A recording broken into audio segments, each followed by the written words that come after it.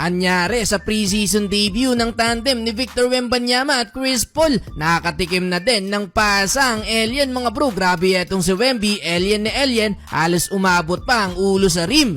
San Antonio Spurs versus Orlando Magic ang preseason debut ng tandem ni Chris Paul at Victor Wembanyama. Inaasahan na magiging malaking tulong etong veteranong point guard sa magiging laruan ni Wemby. Pero first quarter, anyari kay Wembanyama mga bro, napakaalat sa opening quarter, 0 points sa loob ng 5 minutes na playing time. Sala ang dalawang attempt nito sa 3 at hindi pa sila makadiskarte na ito ni Chris Paul. Dalawang turnovers din ang nakomit ng alien. Gusto pang mag-showtime ni Wemby mga bro behind the back, pero turnover ang kinalabasan. Nauwi pa yan sa fast break points ng Orlando. Eto pa isang turnover ni Wemby. Galing inbound, hindi man lang sumakto sa pinasahan mga bro. Crowd ang nakasalo ng bola. Nagalit tuloy etong si Coach Pop. Well, si Chris Paul naman hindi nakapagtala ni isang field goal sa first quarter at talagang nakapokus lang sa pag-setup ng teammate. Sabay silang inilabas halfway mark ni Wemby under 3 minutes na nung ibinalik ni Coach Pop.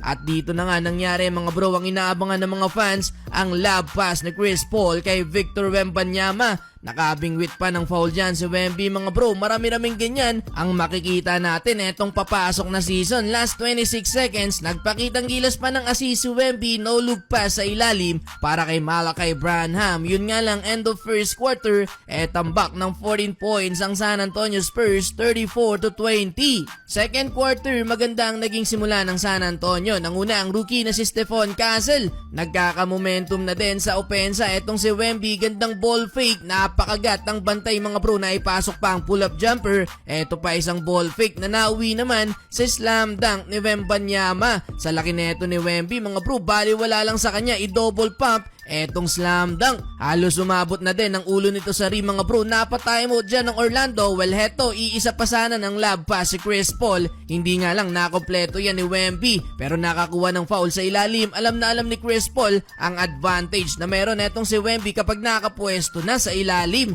Pinagpahinga under 8 minutes si Wemby at Paul. Muling kumana ang rookie na si Stephon Castle, 3-pointer. Dito na ibaba na din nila sa 5 points ang lamang ng Magic. Halfway mark, binalik si CP3 at Wemby mga bro. Heto, Wembanyama effect sa haba ng wingspan nito. Talagang matatakot ang kalaban na tumira sa ilalim. Pigil hininga naman ng mga fans ng San Antonio nang bagyang umaray sa play na to si Wemby mga bro.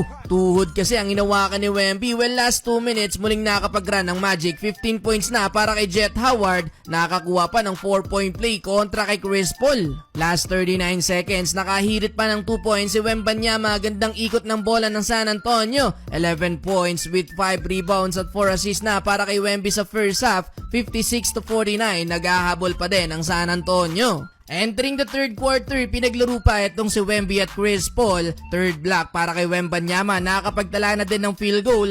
Itong si Chris Paul, 3-pointer, nasundan din niya ng mid-range jumper. Eto, Wembanyama, another block shot for Wemby. Gusto pang mag-showtime mga bro, pinalusot ba naman ng bola sa kalaban? Yun nga lang, nauwi yan sa turnover. Well, under 6 minute mark mga bro, inilabas na din etong si Wembanyama at hindi na pinabalik pa ni Coach Pop. 11 points with 9 rebounds plus 4 assists para kay Wemby, habang si Chris Paul 5 points with 3 assists.